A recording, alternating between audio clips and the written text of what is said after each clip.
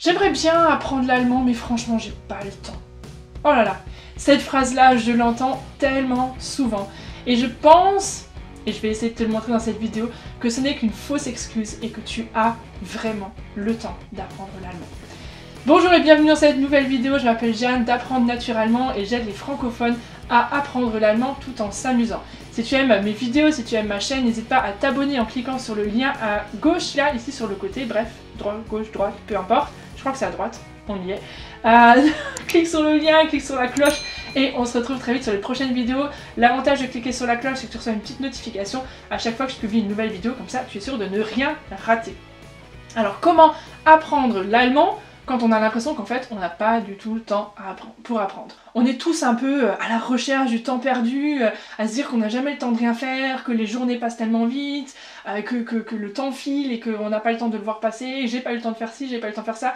Observe le nombre de fois qu'on dit ça dans une journée, c'est juste impressionnant. Et pourtant, on a tous 24 heures, on a tous 24 heures dans une journée, on a tous autant de journées. C'est sûr, on a chacun nos emplois du temps, on a chacun nos contraintes de la vie, mais je pense que cette question-là, cette affirmation de dire j'aimerais apprendre mais j'ai pas le temps, c'est plus une excuse et c'est plus le fait de se cacher derrière en fait un choix de priorité.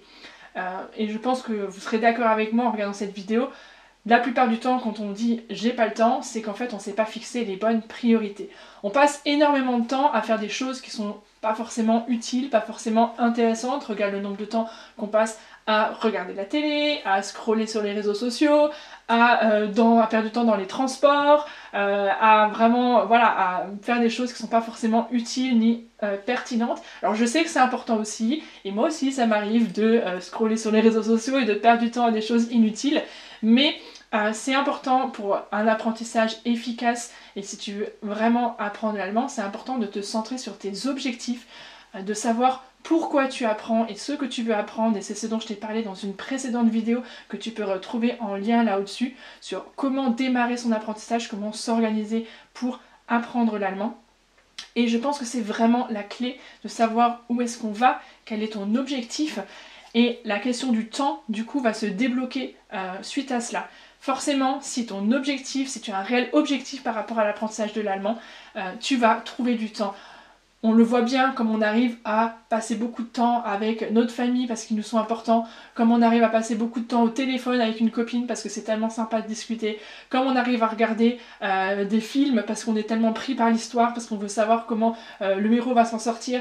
Donc tout ce qui nous passionne, tout ce qui nous intéresse, forcément on se rend compte qu'on est capable d'y dégager beaucoup de temps. Donc pour ton apprentissage de l'allemand, si c'est réellement une priorité pour toi, tu vas trouver du temps. Alors comment en faire une priorité? Peut-être que la priorité elle était évidente, peut-être qu'elle l'est moins. Réfléchis pour ça vraiment à quel est ton objectif.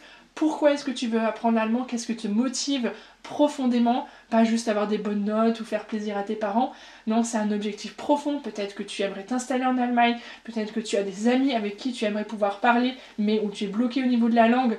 Peut-être que tu es intéressé par la culture et tu aimerais pouvoir y accéder en pouvant justement t'améliorer au niveau linguistique. Donc peu importe, hein, l'objectif peut être vraiment différent chez chacun, ta source de motivation peut être différente, mais elle est essentielle parce que c'est ça qui va en fait te permettre de débloquer du temps pour ton apprentissage. Pour voir un peu comment retrouver ce temps perdu qu'on cherche tous, je t'invite à faire un emploi du temps de ta semaine type.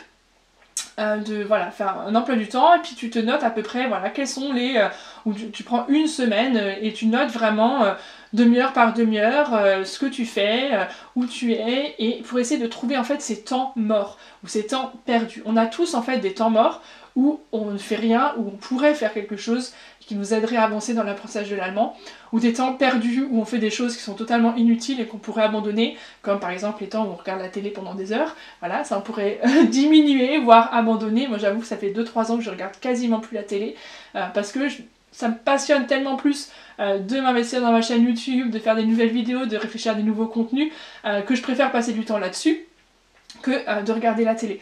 Donc voilà, c'est vraiment un changement de priorité que je t'invite à faire ici pour retrouver le temps. Et du coup d'analyser dans ta semaine où sont les temps perdus, où sont les temps morts de ta semaine. Alors ça peut être dans les transports, ça peut être quand tu rentres chez toi, où tu remarques qu'à chaque fois en fait il y a une demi-heure où tu fais rien avant de te remettre à faire autre chose, et où là tu pourrais par exemple écouter un podcast ou une chanson en allemand. Donc voilà, d'essayer de repérer tous ces temps morts. Déjà de les analyser, de les trouver, il y en a tout plein. Ça peut être les temps où tu fais pendant ta pause déjeuner, où finalement tu es juste face à ta gamelle en train de manger. Ça peut être juste avant de te coucher, où tu as besoin d'un petit temps un peu pour te poser. Ça peut être pendant que tu fais du sport, pendant que tu fais le ménage, pendant que tu fais les courses. Il y a vraiment plein de moments où il y a comme ça des petits temps morts. C'est pas obligé que ce soit très long, ça peut être vraiment juste des temps de 5 à 10 minutes, comme je t'en parle dans mon guide pour apprendre l'allemand en 5 minutes par jour. Il suffit de 5 à 10 minutes par jour pour commencer à apprendre l'allemand. D'ailleurs, si tu n'as pas encore téléchargé le guide, tu peux le retrouver en lien juste en dessous dans la description de cette vidéo. Et puis ensuite, une fois que tu auras trouvé tous ces temps morts, je t'en ai nommé tout plein, hein, mais tu en trouveras peut-être d'autres, comme par exemple quand tu fais la queue dans les files d'attente ou quand tu attends chez le médecin.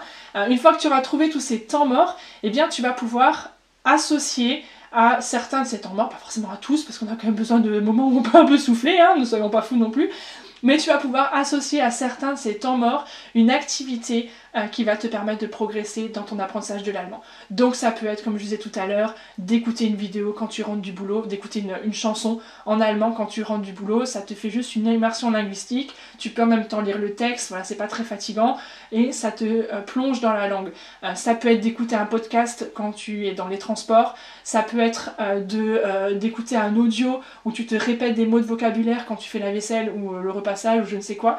Donc il y a plein d'activités que tu peux faire dans chacun de ces petits temps morts que tu vas analyser. Ça peut être de regarder une vidéo de la chaîne Apprendre Naturellement par exemple, quand tu fais le repassage, ou même juste d'écouter des contenus en allemand quand tu passes l'aspirateur, si tu mets des écouteurs, hop, comme ça, au lieu d'être juste en train de bêtement penser aux poussières qui t'énervent, ben en même temps tu vas t'immerger avec des contenus en allemand.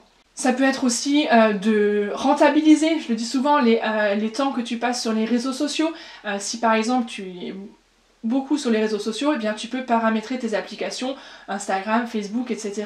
en allemand pour que à chaque fois que tu vas sur les réseaux sociaux, si déjà tu y vas, bah, au moins que tu sois plongé dans la langue allemande. C'est une toute petite astuce, mais vraiment ça te permet voilà, d'utiliser ces petits temps morts, ces petits temps perdus au quotidien pour te plonger dans la langue.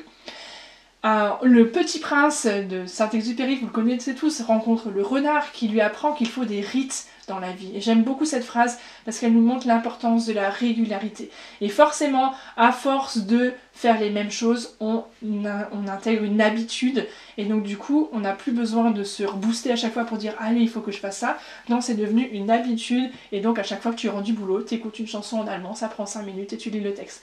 Ou à chaque fois que tu passes l'aspirateur, eh bien, tu écoutes un podcast ou tu relis des mots de vocabulaire quand tu es dans les transports. Voilà, c'est des habitudes, mais il faut prendre un moment le temps de se dire « Voilà mes temps morts, voilà les petites activités que je peux faire » et je t'en ai donné plusieurs exemples dans cette vidéo pendant mes temps morts. Et maintenant, j'en choisis par exemple 3, je les associe et pendant les 3 semaines prochaines, je vais vraiment m'efforcer de faire cette activité linguistique, donc liée à l'apprentissage de l'allemand, pendant chacun de mes temps morts. Ce qui est important de savoir, c'est que pour ton cerveau, le fonctionnement de ton cerveau, c'est vraiment beaucoup plus efficace si tu en fais un peu tous les jours, d'où l'idée des 5 minutes tous les jours, qui peuvent devenir 10 minutes, 15 minutes ou plus si tu prends du plaisir évidemment, hein.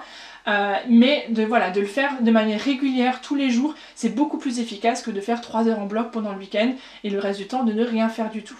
Donc ça c'est vraiment très important.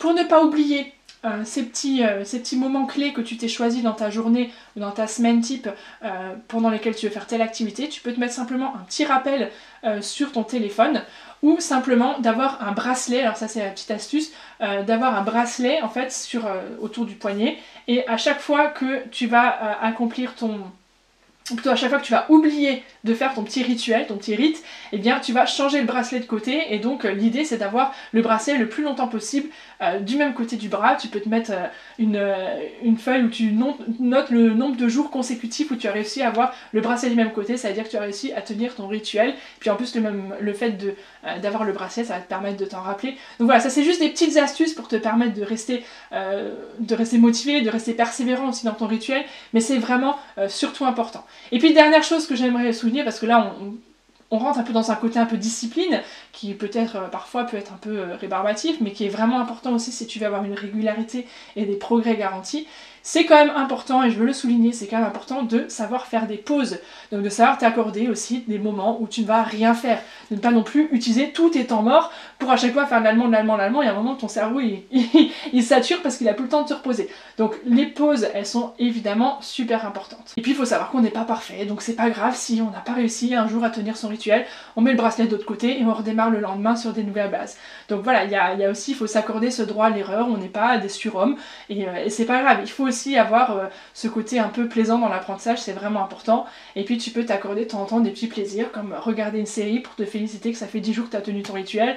Voilà, ces choses-là, comme on en parlait dans la vidéo précédente, c'est vraiment important de les maintenir pour surtout arriver à rester motivé. Voilà, j'espère que ces petites astuces sur comment gagner du temps et trouver le temps pour apprendre l'allemand quand tu as l'impression que tu n'as jamais le temps. Voilà, tout est une question de temps, mais finalement pas tant que ça. C'est surtout une question de priorité, c'est ce que je pense en tout cas. Dis-moi ce que toi tu en penses en commentaire de cette vidéo, je me réjouis de te lire. A très bientôt pour une prochaine vidéo. Si tu veux en savoir plus, n'hésite pas à regarder dans la description, il y a plusieurs liens vers mon e-book et vers ma masterclass aussi pour avoir des pistes très concrètes sur comment apprendre l'allemand efficacement au quotidien. Allez, à très bientôt, tchuss!